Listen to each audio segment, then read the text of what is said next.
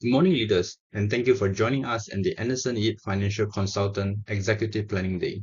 My name is Andy, and I'm excited to walk you through some key economic insights that will help us sharpen our strategic focus for the months ahead. In this presentation, I will cover 4 essential topics. Each topic will include economic models, market diagrams, and real-world applications. So let's get started. Begin with 3 essential macroeconomic indicators that shape the foundation of economic analysis. First, gross domestic product, or GDP. GDP measures the total value of all goods and services produced within a country over a given period. It is the most comprehensive indicator of a country's economic performance. When GDP grows, it signals a healthy, expanding economy. A decline in GDP points to a slowdown or recession. At Anderson Yip, we track both nominal GDP and real GDP, the latter adjusting for inflation, to better assess real economic growth and produce accurate financial guidance. Second would be inflation. Inflation represents the rate at which prices increase across the economy. It is commonly measured by Consumer Price Index or CPI. A moderate level of inflation indicates stable demand and a functioning economy. However, high inflation erodes purchasing power, while deflation suggests economic stagnation. Understanding inflation helps us tailor investment strategies and hedge against purchasing power risks for our clients. Thirdly, would be the unemployment rate. This measures the percentage of people in the labor force who are actively seeking work but are currently unemployed. High unemployment generally reflects weak economic conditions, while low unemployment often points to economic growth and increased consumer spending. This measure provides insight into labor market dynamics and consumer behavior, which directly affects investment trends. These 3 indicators, GDP, inflation, and unemployment, are deeply interconnected with the business cycle. The business cycle consists of 4 key phases: expansion, where GDP rises, inflation stays moderate, and unemployment falls; peak, where the economy is at its highest productive capacity, often with increasing inflation; contraction, where GDP falls, unemployment rises, and inflation typically slows; and lastly, trough, the lowest point before a recovery begins. So changes in GDP, inflation, and unemployment guides us in identifying where the economy stands in this cycle. This allows us to anticipate turning points. For example, when a peak might turn into a downturn or when a recovery is taking root. Monitoring these metrics helps predict transitions between these phases, allowing our business to respond appropriately. So, why is it important for us at Anderson Yip?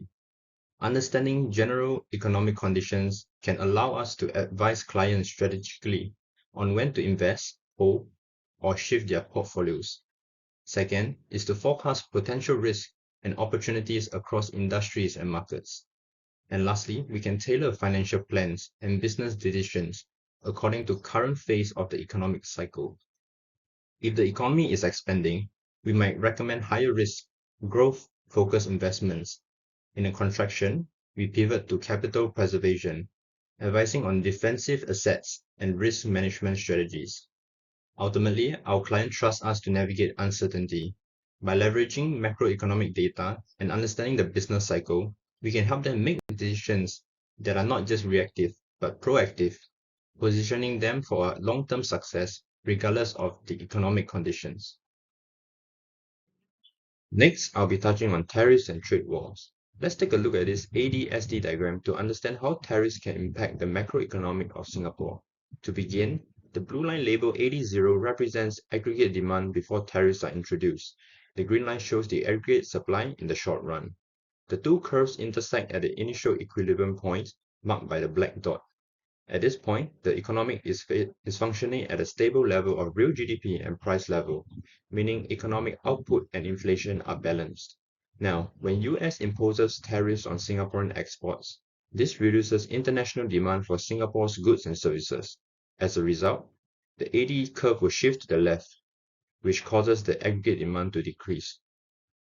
So what does this shift tell us? First, real GDP falls. This signals a slowdown in economic activity. Second, the price level will also drop, reflecting reduced demand pressures and potential deflation.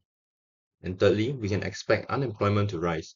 With a lower output, businesses may cut back on hiring or even reduce their workforce. So why does this matter to Singapore? Singapore is a small, highly open economy, meaning it's very exposed to changes in global trade dynamics. When majoring partners impose tariffs, Singapore's exports sectors are hit quickly, leading to ripple effect in production, jobs, and income levels across the economy. So how does this tariff impact the trade between nations? First, the trade will become more expensive. Singaporeans' products will become more expensive in the US, and this reduces demand for Singaporean export. Singaporean firms will also lose competitiveness, shrinking in trade volumes. Second, tariffs could also cause a retaliatory tariff, and this could escalate into trade wars, where both countries suffers. Industry in both nations may face uncertainty, higher costs, and disrupted supply chain. Thirdly, tariffs could also distort the global supply chain, increasing the production costs, and it could force companies to reconfigure operations, shifting productions to avoid tariffs. This will result in inefficiency and reduced specialization.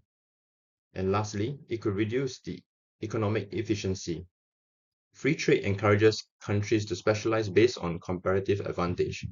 Tariffs reverse this by protecting inefficient industries, reducing innovation due to lack of competition, and lowering consumer welfare due to higher price and limited variety.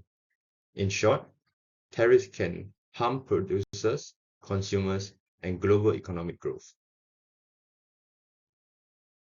Next, I will touch on behavioral economics. Behavioral economics helps us to understand the gap between what people intend to do and what they actually do. This is particularly relevant in choices like food consumption, and it is based on three following concepts. First is present bias. People tend to prioritize immediate rewards over long-term benefits. For example, a burger now feels more rewarding than the long-term benefits of a salad and health. Second is default bias. If unhealthy food is easily accessible or the default option, people will go with it rather than making the effort to change. In this case, fast food is often the pre-selected in combos and positioned for convenience, so people will tend to go with it rather than making an effort to change. Thirdly is the choice overload. Too many options or poor framing of choices cause decision fatigue, leading to easier, often less healthy decisions.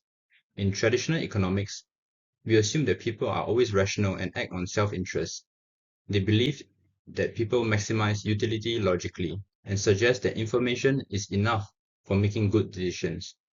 While in behavioral economics, it actually recognizes that people are emotional, biased, and inconsistent, and it shows people often make decisions based on their flawed mental shortcuts.